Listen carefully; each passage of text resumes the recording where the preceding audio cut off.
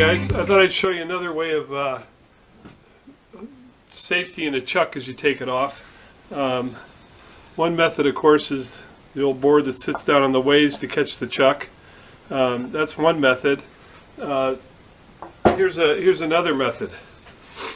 The old broomstick handle. You insert it in there so you have a handhold on it. Tighten the chuck down. And this, this is good for smaller chucks, not the ones that you need to put a hoist or a crane on. And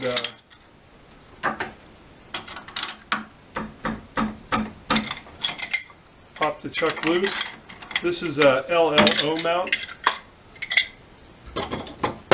And with the handheld, it gives you support. I think you can see that. It gives you support to support the chuck. As you pull it out.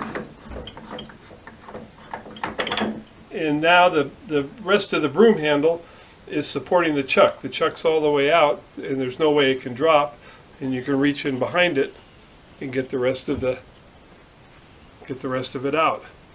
The same thing with putting it back in.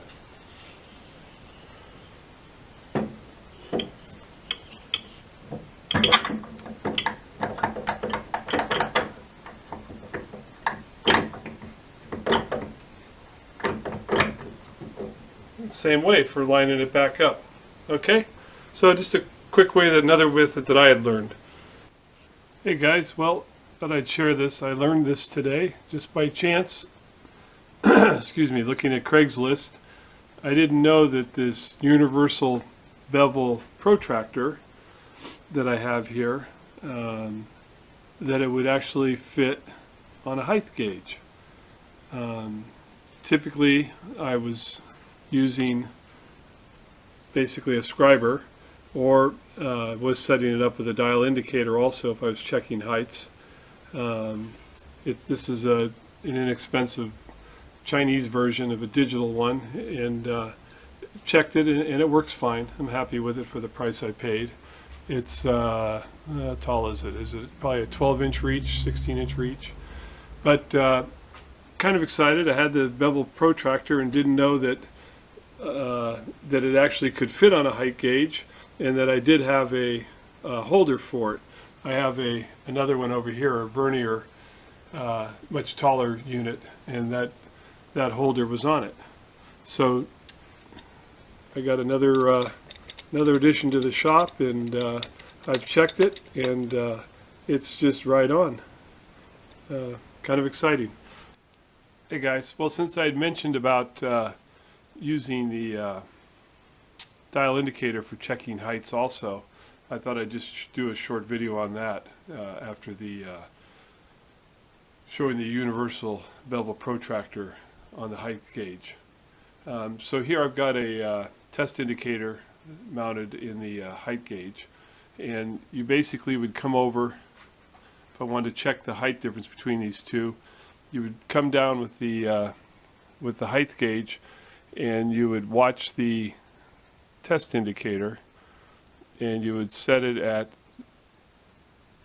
0, and then you would, it's a digital height gauge, so now I can clear it and set that at 0, and now I can get a relationship between these two parts here. I can raise this up, move it over, come back down until I read 0 on the test indicator,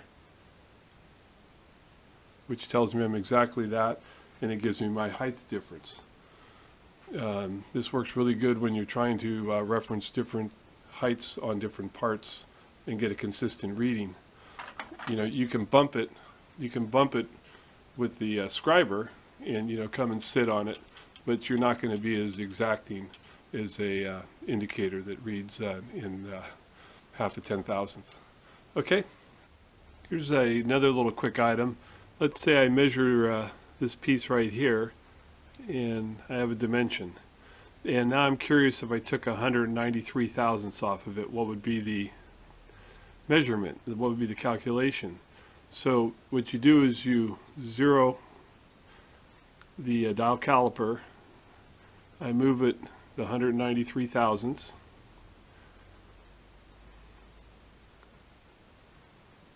Call it 93.5, okay? And now we zero it again and close it, and that would be my new dimension, 8295.8295.